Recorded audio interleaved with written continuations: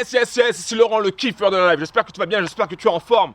En ce moment, ça va pas bien, ok? En ce moment, tu es en mode dépression, en mode déprime. En ce moment, tu te dis, quelles sont les solutions pour m'en sortir? Comment je vais faire pour m'en sortir? Comment faire pour sortir de ces angoisses, de ces doutes, de ces peurs, de ce mal-être qui est en moi? Comment avoir de l'énergie? Comment enfin avoir le sourire? Comment avoir la patate tous les jours, ok? Aujourd'hui, j'ai créé 10 days. Les 10 days contre la dépression. Les 10 days qui vont t'aider à surmonter ton problème. Les 10 days qui vont te rendre beaucoup plus focus, qui vont te rendre beaucoup plus joyeux, joyeuse. Tu vas enfin sortir de ce cercle infernal. Ok? Je cherche mes mots parce qu'il faut vraiment que je t'aide. Il faut vraiment que je t'accroche à quelque chose pour que tu puisses t'en sortir. Okay, c'est ma mission, c'est mon objectif, c'est mon plan, c'est ce que j'ai décidé de faire. Pourquoi j'ai décidé de le faire? Tout simplement parce que je le dis pas souvent, je raconte pas forcément ma life, mais il faut que je le fasse, il faut que je le dise. Moi aussi, j'ai à un moment donné, je suis rentré dans une forme de dépression à plusieurs reprises. Alors je vais t'expliquer pourquoi et comment ça m'est arrivé. Je te raconte déjà la première days. J'ai créé en fait 10 days qui vont t'aider et aujourd'hui on est dans la première days, dans la première vidéo. Tu peux regarder soit les 10 vidéos d'un coup, soit tu peux prendre 10 jours pour les regarder. C'est comme tu veux. Alors aujourd'hui je vais simplement raconter mon histoire. Je vais te raconter ce qui m'est arrivé et tu vas comprendre pourquoi je peux t'aider aussi. Alors en fait ce qui m'est arrivé, la première fois que je suis tombé en déprime, c'est quand j'ai eu une maladie de la peau. Alors j'en parle pas souvent, même si j'ai fait une vidéo témoignage par rapport à ça pour aider les gens qui ont des problèmes de peau, mais j'en parle pas souvent sur ma chaîne Je kiffe la life, ok? Mais j'en parle maintenant. J'en parle maintenant parce que c'est important. Quand j'ai eu mon problème de peau, au départ j'avais 2-3 petites taches au niveau de mon ventre, donc ça se voyait pas énormément, donc je me suis pas trop occupé de ça, et je me suis dit, bon c'est des petites taches, il n'y a rien, bon ça apparaît, mais ça va partir comme c'est venu, ok? Donc je me suis pas trop occupé de ça, et au fur et à mesure, les taches ont commencé à se développer, au fur et à mesure, ça a envahi mon corps, mes bras, mes jambes, et j'ai eu de plus en plus de taches, donc je pouvais plus le cacher. Avant je mettais des manches longues pour éviter qu'on voit mes taches.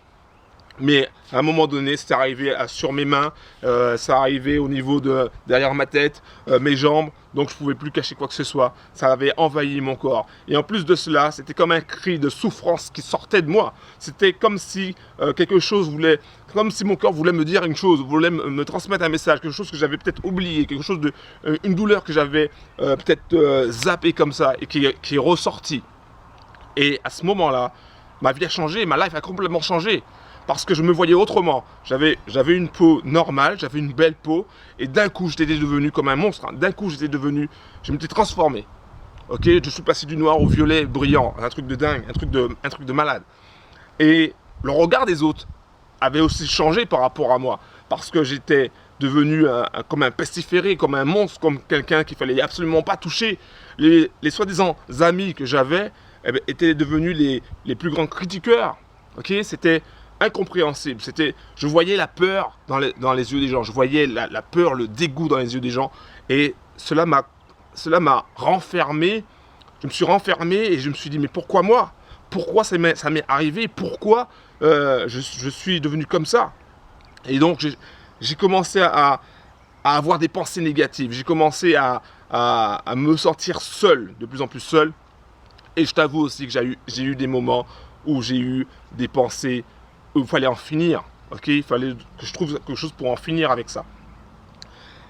Et ça a été dur, c'était un premier élément, un premier moment où ça a été dur.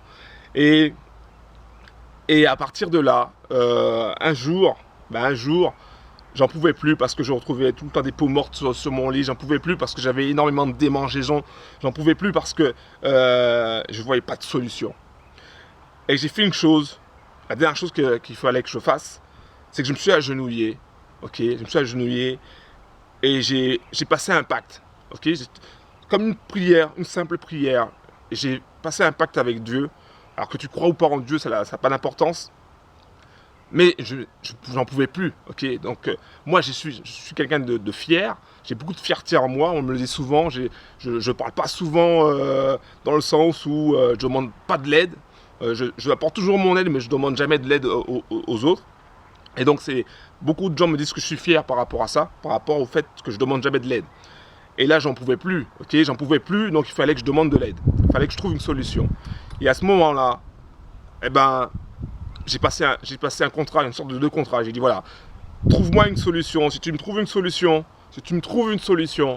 j'aiderai le maximum de monde autour de moi. Une semaine après, ma mère m'appelle pour me dire que d'essayer un complément alimentaire, un jus en fait à base d'aloe vera, qui peut peut-être me donner une satisfaction par rapport à mes démangeaisons, par rapport à mes tâches. Et ce qui s'est passé, c'est que j'ai acheté énormément de bouteilles, j'ai bu énormément de jus d'aloe vera, mes démangeaisons au fur et à mesure ont disparu, et mes tâches, au fur et à mesure, ça a pris plus de temps, plus de mois par rapport à mes tâches, mais ont disparu. Mais ce qui était intéressant, ce qui était formidable déjà, c'est que j'avais plus de démangeaisons, c'est que je pouvais prendre une douche chaude, un truc peut-être bateau pour toi, mais moi je ne pouvais pas prendre de douche chaude avant, parce que dès que je prenais une, je me grattais pendant des heures, je m'abîmais la peau parce que ça me faisait mal. Okay, et donc, quand j'ai eu ça, quand j'ai eu ce soulagement-là, j'ai compris une chose. J'ai compris que la nature était la solution. Okay, était la solution. Et à ce moment-là, il fallait aussi que, maintenant que j'avais eu un soulagement, il fallait que je tienne ma parole. Et aujourd'hui, je suis devant toi, face à cette caméra, et je tiens ma parole. Je veux t'aider. Je veux t'aider à sortir de cette dépression. Je veux t'aider à sortir de cette angoisse, de ces peurs, de ces doutes. Je veux t'aider à avoir de l'énergie. Je veux t'aider à avoir de nouveau une life. Ok? C'est le premier jour, c'est le day numéro 1. Ça s'arrête là.